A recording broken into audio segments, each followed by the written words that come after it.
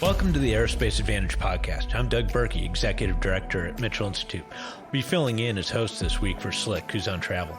Here on the Aerospace Advantage, we speak with leaders in DoD, industry, and other subject matter experts to explore the intersection of strategy, operational concepts, technology, and policy when it comes to air and space power. So if you like learning about aerospace power, you're in the right place. To our regular listeners, welcome back. And if it's your first time here, thank you so much for joining us. And as a reminder, if you like what you're hearing today, do us a favor and follow our show. And please give us a like and leave a comment so we can keep charting the trajectories that matter most to you. Now this week, it's time for the Rendezvous, our monthly installment where the Mitchell team digs into stories you've seen in the headlines. And this time around, we have General Deptula. Hey, Doug, great to be here. We've also got Anthony Lazarski. Thanks for the invite. Next up, we've got Todd Harmer. Great to be here, Doug. As you all know, Laser and Sledge are our Washington legislative experts who we have on as part of the Rendezvous crew. So, last week, all of us participated as part of the Air Force Association's Aerospace and Cyberspace Conference. And it's literally a gathering of the entire Air Force and Space Force leadership, top industry executives, members of Congress, international air chiefs, attachés, a broad range of folks involved in various facets of the defense community. And the event receives huge international coverage, and it's really a center of gravity for all things air and space from a national security vantage. And it's where top leaders help explain their vectors and where folks come to exchange ideas. This year, I think the estimates are well over 10,000 people attended, and it was really the biggest ever. I think if we look at the national security scene and what's up right now, it's no question that people have a lot of interest in what's going on. So I want to pitch this to all of you as a question. What were some of your top takeaways from a leadership perspective when it came to the Secretary, Chief of Staff of the Air Force, and Chief of Space Operations? And General Deptula, let's start with you, and then we'll go to Laser and Sledge. Okay, well, thanks, Doug. I think all would agree that this year's Air Force Association Aerospace and Cyber Conference was the best one in recent years. It certainly was the largest in a long time. Now, from the Secretary and the Chief's remarks to those of the rest of the panel presentations, it was really rich in content, and it gave all, at least all who are paying attention, insights into the significant challenges that our Air Force and our Space Force are facing today and will face tomorrow. And while there was something covering each of the mission areas in the Department of the Air Force enterprise, I think that from a macro level perspective, the key takeaway was that the Department of the Air Force faces serious challenges now and in the future in meeting the expectations of our nation's combatant commanders. And that's due, quite frankly, to the increased demand for aerospace forces in order to meet all of our security challenges. Now, the conference marked the 75th anniversary of our Air Force, and accordingly, the theme of the conference was 75 years in the defense of our nation. And while all airmen and guardians are justifiably proud of our heritage and the great deeds of the men and women who got us to be the most respected air and space forces in the world, it's important to acknowledge that the Air Force today is the oldest, smallest, and least ready in the history of those 75 years. Perhaps more importantly, with the path that it's on for the future years defense plan, it's headed to becoming even older and smaller than it is today. So to reverse this ominous trend, redistributing resources among the armed services, while painful, will be required. Now, this is not a new practice. For the 20 years after 9/11, the Army received $1.3 trillion more than the Air Force. That's an average of over $66 billion a year annually more than the Air Force. That was done to compensate for the increased demand for land forces in Iraq and Afghanistan. But guess what? We're no longer in Iraq and Afghanistan, so it's now time to apply that same logic to ensure the Air Force has the capabilities and capacity that it requires, that the joint force requires of it to meet the demands placed on it to deter and, if necessary, win in a pure fight against a big adversary. That message, while not explicitly made by either the Secretary or the Chief, was certainly made clear in the presentation by General Kelly, the Commander of Air Combat Command, in his presentation that vividly showed the decline in the deterrent and warfighting capacity of the Air Force over the past 30 years.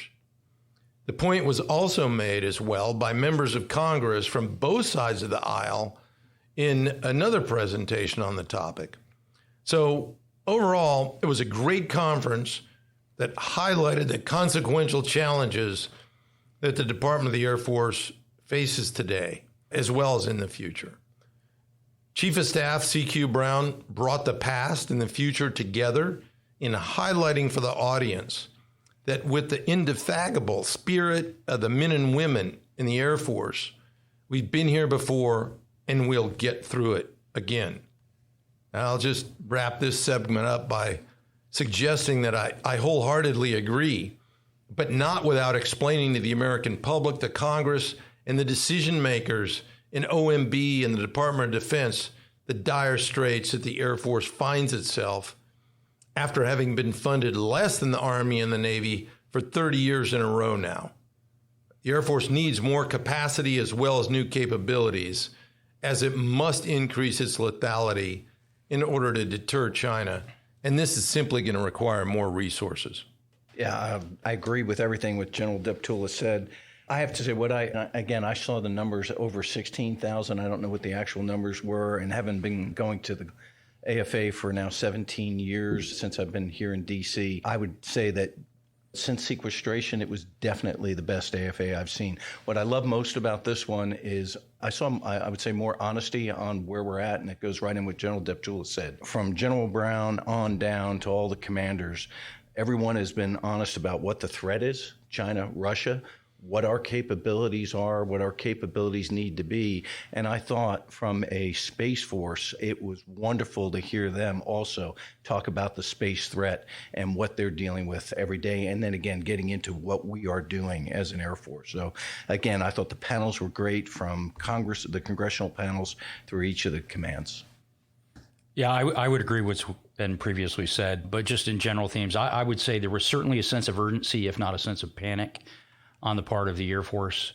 Very honest assessment of where we are, what the threat is. I thought the Secretary did a nice job laying out his imperatives as imperatives, not things that we would like to do.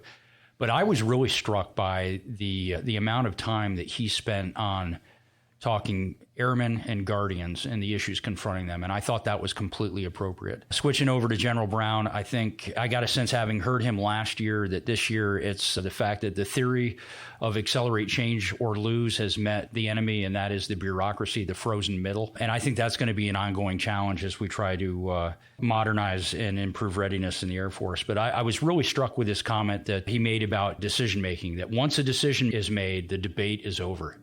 It's time to move out and make things happen. And I thought that was appropriate. And then finally, with General Raymond, I saw that as a bit of a farewell address. And I would say maybe a challenge to General Saltzman, if he is confirmed, to replace him, that the honeymoon with Congress for the Space Force is over. Now you guys have to live up to the promise that you have. And I think they will do that. Salty's the right guy to move us forward. No, those are great points, guys. I appreciate it. I just want to dig in one thing that General Deptula is referring to, and that's General Mark Kelly, head of Air Combat Command. I mean, he made some really clear-cut points. So, Sledge Laser, could you walk us through a little bit more what's on his mind? Because this is going to go down as a consequential speech. Yeah, Doug, I'll jump into that one first. And I think this is really that classic debate between capacity and capability. And, you know, we are very, very capable Air and Space Force, but we just do not have the capacity. Whether you go back to the 386 Squadron Air Force, to what you need for multi-role fighters to do the job. And I'll say this is not just a problem for General Kelly either. I mean, General Minihan sees it at AMC, and I know we're going to talk a little bit more about that later. But it's an issue for the Space Force. When you're talking about overhead missile warning, are you going to go with the high exquisite geo satellites, or as Dr. Tournier is suggested, maybe they're going to go to a constellation in low Earth orbit. So again, it's that capacity versus capability argument. And I would say specific to ACC, though, and the problem that General Kelly faces, for too long, TAC Air has been the bill payer for the rest of the Air Force. And when you put that in the resource-constrained environment that General Deptula mentioned earlier, it's a major problem. The bill has finally come due. It's going to be time to allocate the resources and show commitment to rebuild the Air Force. I thought he had some great quotes out there. Again, and going back to what I said earlier, identifying the threat, fighting over in Indo-PACOM and looking at the realities of that new threat environment. And again, some of us have been through the Cold War. We saw that integrated air defense the Soviet Union has, but now as we got to go fight at a distance, 7,000 miles, trying to get the force out there. And he started talking about, rebalancing the fighter portfolio, but he talked about having the right size fleet to keep it viable. And that's critical. And again, if we continue to retire aircraft, we're not going to have the fleet. And he went into, we don't have the assets in Indo-PACOM or Europe to go ahead and do what we need to do, which is just emphasize a little more what General Deptula said. But when you start shrinking a 40-year-old fleet from 4,000 to 2,000, the risk increases and you're not going to be able to execute combat capabilities. And the one thing, even during the Cold War, we planned on attritting aircraft. We don't have the aircraft to attrit. General Deptula, thoughts on it? Yeah, great points, Laser and Sledge. As I mentioned earlier, I thought that General Kelly's presentation was, quite frankly, the most attention-getting of the entire conference. It was extraordinarily delivered, and he made it very clear that the Air Force writ large and the fighter force in particular have been levied more mission on them than it has force structure to accomplish. That's the bottom line up front. He made the point that the Air Force 2018 assessment regarding the Air Force we need is still relevant today. That bottom line being that the Air Force has about 25% fewer forces today than are required to execute the National Defense Strategy. Now, some have questioned the affordability of that goal, which is exactly why Congress called for the study, to determine what the National Defense Strategy requirements actually are, not what they cost. While a consistent theme over the past decade by the Department of Defense has been on affordability, Kelly put that in perspective by closing with a line that some of us have been using for over a decade. The only thing more expensive than a first-rate Air Force is a second-rate Air Force. In other words, not having the sufficient capacity to deter war such that an adversary is lured into the mistaken belief or perhaps the actual belief that they can actually fight and win against the United States would take us into a conflict that would be enormously more expensive than the cost of building, sustaining, and being ready to effectively use those forces if necessary. That's the essence of deterrence, causing an adversary not to elect to confront us if in conflict, because they know that if they do, they'll face certain defeat. So I really believe General Kelly's to be commended for his remarks and speaking on a topic that some would rather ignore than face head on, because if we don't, the Air Force will continue to get older, smaller, and less ready than it already is. I want to jump on the studies. I mean, we've done so many studies out of our time that we've been up here together. And when you do get those studies back, they will give you a range of how many assets. And the problem is they're going to give you from high risk to low risk. And then what has happened, what I've seen over time, is we've accepted more and more and more risk. And that's what's putting us at this right now. And one of the quotes that I thought you were going to bring up, he said at the end, he says and he's referring to General Brown, says, accelerate, change, or lose. We say we win or die. And I thought that was outstanding. No, that's huge. Now, General Deptula, you moderated a panel with similar themes with Mark Gunzinger of our team and Congressman Pfluger of Texas and Congressman Kahele of Hawaii. Can you talk about how these two panels reinforced one another? Yeah, sure, Doug. I'm not too biased on this one since I moderated it. I thought it was an excellent panel, but it really was, if you look at it objectively. Mark Gunzinger gave an overview of the paper that we just released that I'd encourage all to read. Anyone who's interested in a strong national defense, it's an imperative. And it was used to make the point that the Air Force requires, first, honest reporting by the Department of Defense on what actually goes into its accounts without the $40 billion of pass-through funding that goes to other Department of Defense agencies. And second, additional share of the DoD budget to correct 30 years of underfunding. That's the cause of the Air Force's decline in force structure. So both Congressman Cahaly, a Democrat, and Pfluger, a Republican, are very supportive of both, and they made the case for both quite eloquently.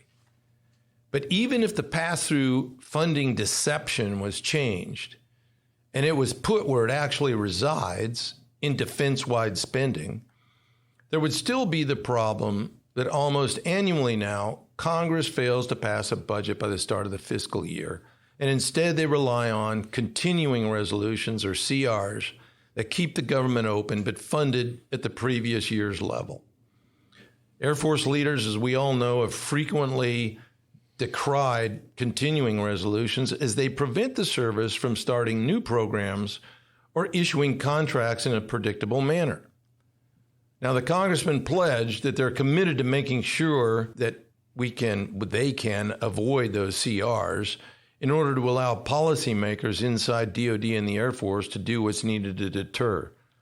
However, I'd suggest that Congress appears all but certain to need a continuing resolution to start fiscal year 2023 on October 1st, and the congressman warned that a full budget in the annual National Defense Authorization Act, which sets policy for the Pentagon, realistically may not pass until December after the midterm elections in November. Sledge, thoughts on this? No, I was able to attend the panel, and I would echo what General Deptula said. I thought Gonzo did a fantastic job in the panel. I think the key takeaways, and I got to spend a little bit of time with both of the members of Congress after the event and chat with them, but a couple of big takeaways for me is, first of all, national security or defense is truly a bipartisan issue. There's support on both sides of the aisle. But I would say, and we do our share here of critiquing our service, and I think Congress does their fair share of critiquing our service as well. But the budget request that goes over to Capitol Hill every year is a request. It's a starting point. And I think before the panelists point their finger at the Air Force too much, they ought to look at themselves and say, if we understand national security, then we need to be able to show the commitment and allocate the resources to the Department of Defense, and more importantly, to the Department of the Air Force, to achieve the national security objectives that we've set out for them. That's really good. Yeah, I talked to you guys earlier about this, but one of my favorite quotes, in 1983, President Reagan made the following statement on how we should budget for national security. And he states, "We start by considering what must be done to maintain peace and review all the possible threats against our security. Then a strategy for strengthening peace and defending against those threats must be agreed upon. And finally, our defense establishment must be evaluated to see what is necessary to protect against any or all of the potential threats. The cost of achieving these ends is totaled up, and the result is a budget for national defense." Frame that one up and put it on the wall. That is accurate today in spades. Now, I also understand that General Minihan, who's commander of Air Mobility Command, hit a far more assertive tone than we've heard from the mobility community as of late. Any thoughts on that? Yeah, I've got some thoughts on that one. General Minihan took the stage and he fired up the audience about the existential threat China poses to the American way of life and the urgent work needed to defeat it. His was one of the standout presentations, and like General Kelly, he too should be commended for speaking candidly about the challenges the Air Force is facing. Minihan laid out that the U.S. military is currently not ready to fight and win inside the first island chain in the Pacific in a potential conflict. This is a problem because, as he said, if it isn't fixed, your kids are going to grow up subservient to a rules-based order that benefits only one country if we lose. So that was pretty spot on. I mean, Minihan's passionate tone and his one-liners stood out amid the scripted deliveries of most of the other keynote speeches. He candidly stated that lethality matters most and said that when you can kill your enemy, every part of your life is better. And then he questions a kind of rhetorical question, but why is the mobility guy talking about lethality? That's what Minihan asked in this, what was called a Mobility Manifesto. And in answer, he reminded the audience that the Air Force has a kill count which can't be matched. The pile of our nation's enemy dead, The pile that's the biggest is in front of the United States Air Force. He went on to say, and that's why we mutinied and started our own service in 1947. He then went on to talk about 4 gaps in Mobility Command's capabilities that he's concerned about: command and control, navigation, maneuvering under fire, and tempo. And then to bridge those gaps, he urged his troops to get creative, and he gave an example. He said that his troops could fly a KC-46 tanker with just one pilot so that other pilots can fly other jets. And he went on to say that he didn't think fighter pilots are the only ones who have the birthright to fly an airplane solo. So he's thinking out in front, he's generating new ideas, and he's thinking about how to generate the tempo required to win. And he's to be commended for that. It was awesome. I thought his was one of the most motivational speeches I've heard. I don't even call it a speech because it was a talk. And he laid it out. And again, he laid out the threat. I thought the one quote was, "China is making an Air Force tailored to kill you, not hypothetically look in the mirror you." And he set the stage. He also talked about the importance of mobility, which was critical, and talks about, without Air Mobility Command, you can't get troops, ammunition, equipment into the fight, and then the distance that we have. He talked about, like you said, sir, lethality matters most, and he doesn't apologize for being lethal, because that's what we do. I just really thought it was an outstanding talk. General Van Ovost, I mean, when you look at, and I pulled this out back in this came in 2019 when we were looking at canceling C-17 production. And even back then, when they said the Congressional Research Service indicated the C-17 was designed to do 1,000 hours a year for 30 years. And the first year we had 2,400 hours on it. So now you're wondering why we're having problems with the C-17, and then we don't have anything out there. You're going to have to bring it out sooner or later. Sledge and I were talking, the same thing's happening with the fighter force. Now, to see that 1-2 punch on that issue between General Minihan and then General Van Ovost, head of Transcom, I think is excellent. And frankly, we've been trying to drag that C-17 point out of the mobility community for a couple of years now. We never should have stopped building those things. We have been, just pulverizing them for 30 years straight. And the fact that we don't have another option in the works right now is really, really dangerous. I mean, back to the ability to fill attrition and loss. I mean, come on. Sledge, thoughts? No, I didn't get to see this talk in real time, but I did read it. I saw the social media posts, and I was pretty fired up. I went down in the basement, dug out my flight suit. I was ready to go. Did it fit? It did, actually, yeah. And by the way, and I incorrectly attributed the one quote to General Kelly, but it was actually General Minihan that talked about, if you can't accelerate change, it's either win or die. I'm excited to hear what else he has to add to the conversation. What other panels left an impression with you guys? Lazar, let's start with you. Again, I got excited about, and again, they keep changing the name, but our unmanned, we call them loyal wingmen, or you can call it CCA, Collaborative Combat Aircraft. Thank you. So I thought that was an outstanding one. So the man-unmanned teaming I thought was very good. I thought all the space, I think we're really coming to ourselves on what we're discussing and how we're handling space, how we're going to have to be offensive, defensive, and what the threats out there. I thought they were great. I thought that when we had in some of the panels, we had the discussions on agile combat employment. And, we used to call it survive to operate, but we know that we're going to be targeting. And now we're developing these capabilities to be able to operate throughout the Pacific. Yeah. General Deptula, thoughts? Yeah, I've already talked about my top 3, General Kelly's presentation, the congressional panel, and General Minihan's remarks. But there were a lot of other good ones as well.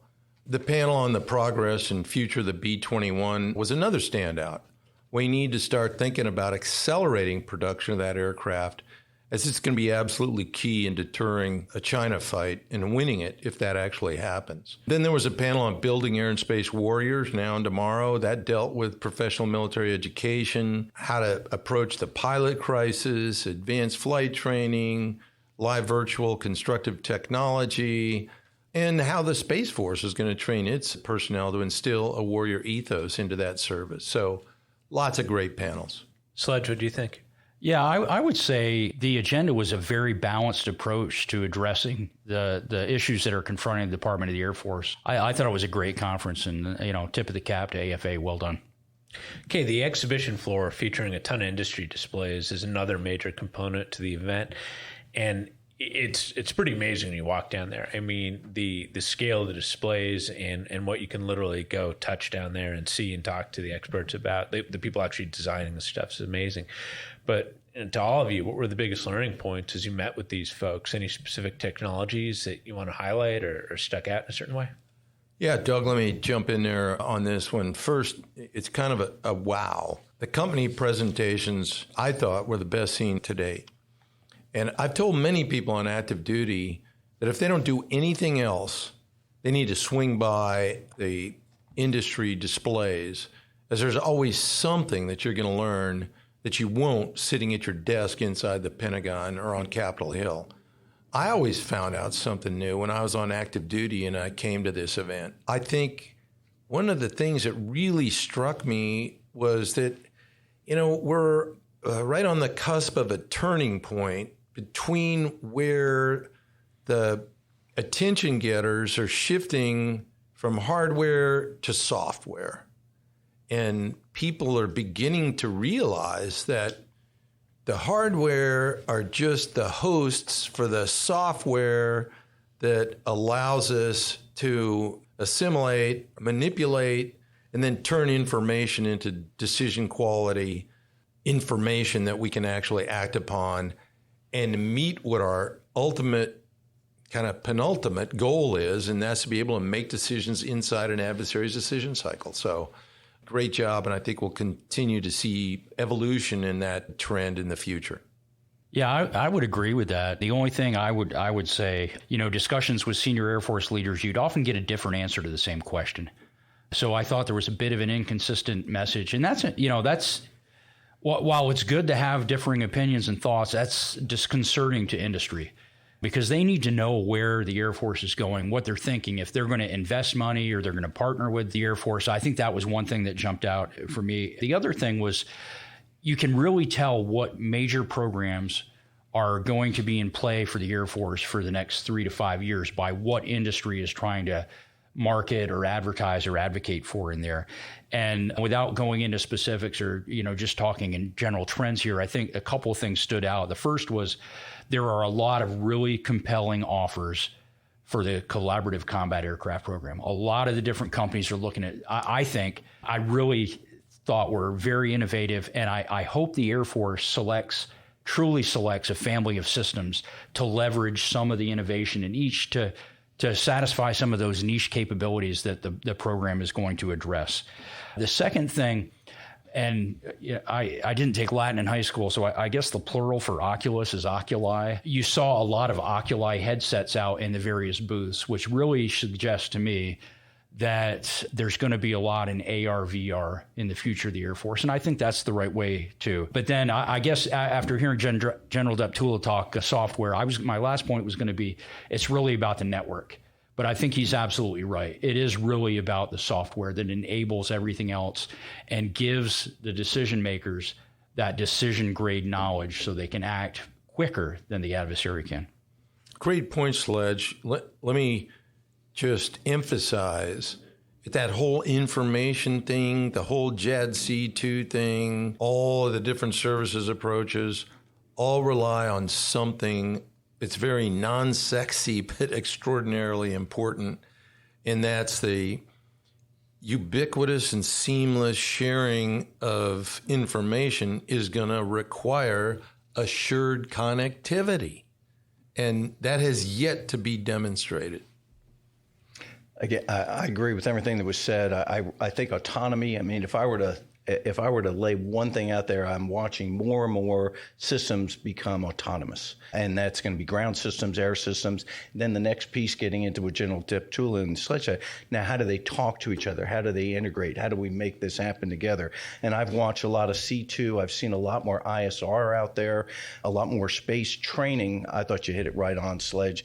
training is going to be so different. We are just taking leaps and bounds. And if you look at live virtual constructive training, that's that next step. And how do we get everybody together, and how can we train the way we're actually going to fight? And then, you talked about UASs, but I've seen a lot of counter UAS out there. And that's going to be key. And matter of fact, those of us watching football this weekend, we had 2 games interrupted because there were unmanned systems that came in and they had to delay the game. So that is going to be growing, because it's not just going to affect the battlefield, but it's going to affect back here. No, it's a great summation of the event, guys. I really appreciate that. Okay, let's switch gears a little bit and surveil the world. Ukraine has made some recent gains against Russia, but it's clear Putin is going to try to rally forces to help check this progress. Thoughts on where the conflict stands right now? Laser, let's start with you. He's got enough logistics problems to begin with the forces he has in place.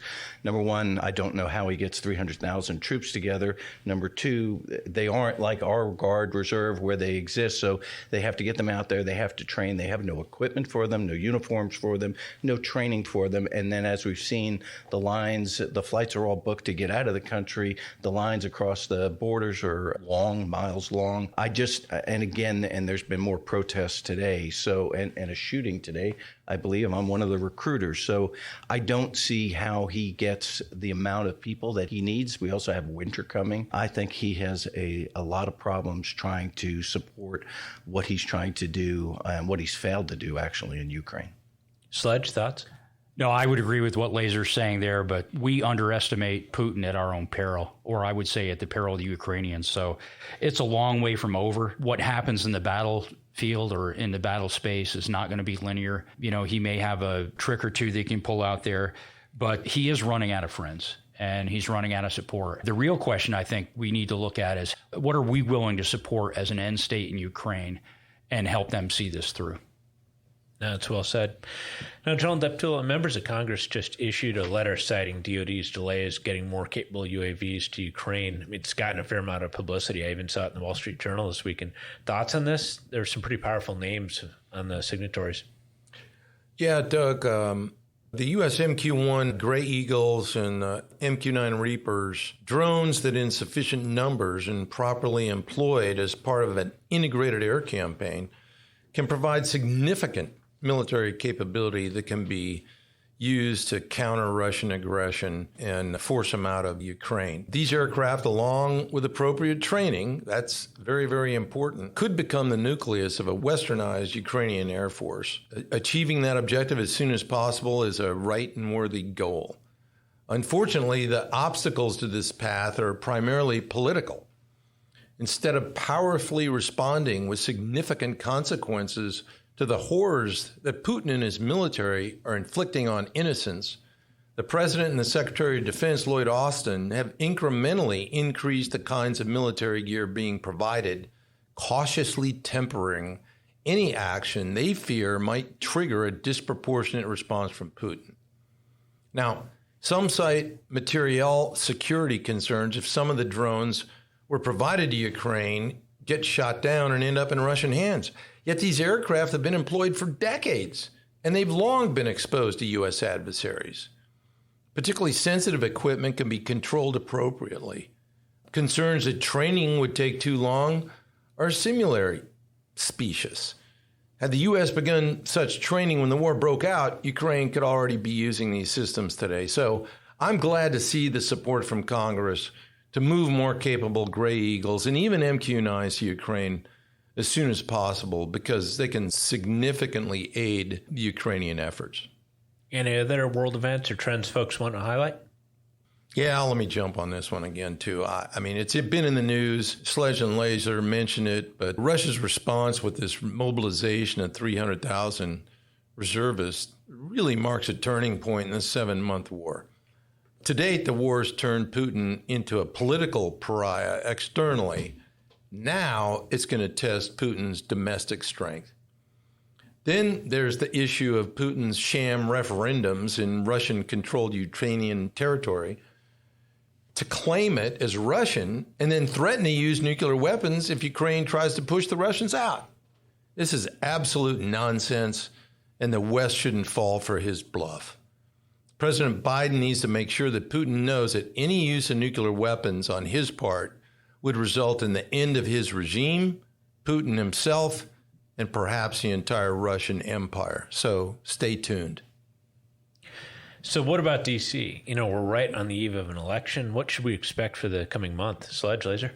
Well, I'll jump on this one first, and I'll defer what happens after the election and during the lame duck session to Laser. But there's still a lot that needs to happen before the election. And this week in front of us here, I think is going to be deceptively busy.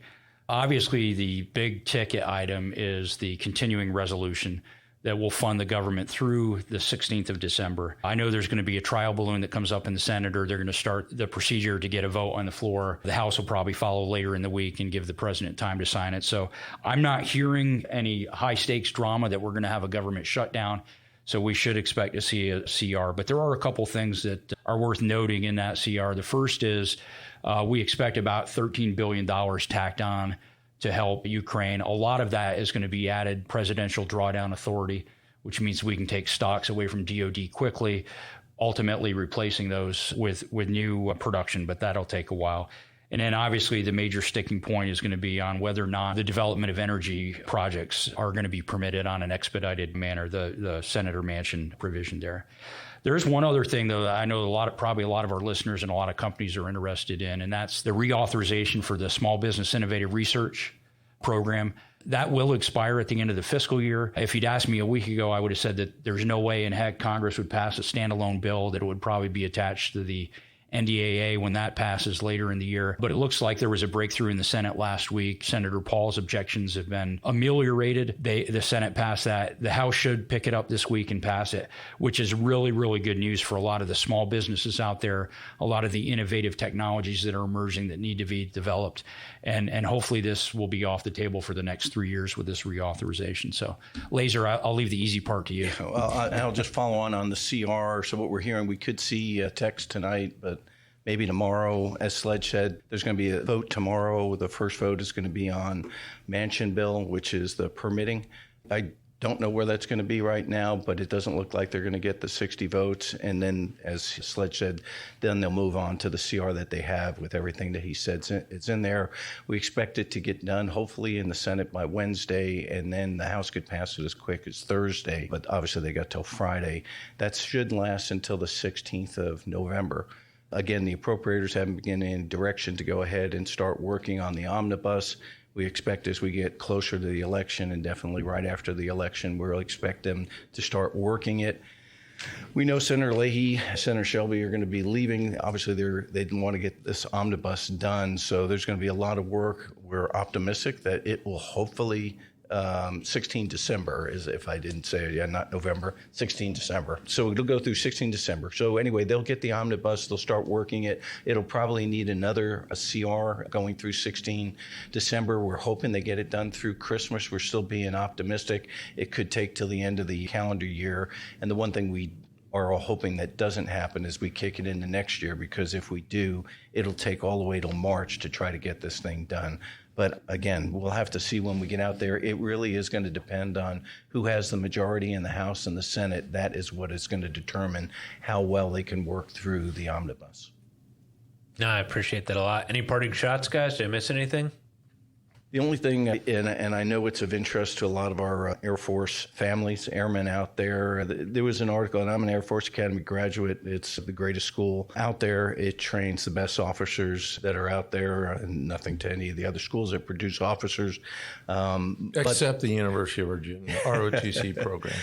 But I saw the recent article, and again, I wasn't at the academy, but we all saw this article about the diversity and inclusion training that they had and some of the slides that came out. And listening to what the Air Force Academy had to say, the slides can't be taken upon themselves, and the whole purpose was for diversity and inclusion in that course. And again, I did not hear what they said. I wasn't in the class, but what I'm looking at is the feedback that came out of those slides, came out of what people read. My only concern is that we should be focused on the mission.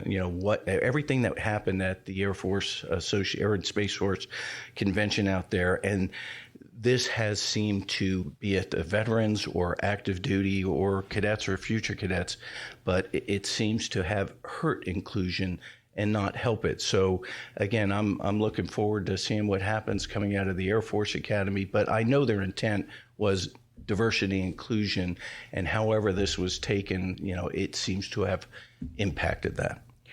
No, it's going to be an important one, and I know one thing. People feel very strongly about that school, so I'm sure there are going to be some more plays here. Okay, thanks to everybody for your time today. It's all we've got. Lt Deptula, Sledge, Laser, it's been awesome catching up. Appreciate it. You bet, Doug. Have a great aerospace power kind of day. Thanks, Doug. Thanks. With that, I'd like to extend a big thank you to our guests for joining in today's discussion. I'd also like to extend a big thank you to our listeners for your continued support and for tuning into today's show. And if you like what you've heard today, don't forget to hit that like button, follow, or subscribe to the Aerospace Advantage. You can also leave a comment to let us know what you think about our show or areas that you think we can explore further. And as always, you can join into the conversation by following the Mitchell Institute on Twitter, Instagram, Facebook, or LinkedIn. You can always find us at mitchellaerospacepower.org. Thank you again for joining us. We'll see you next time.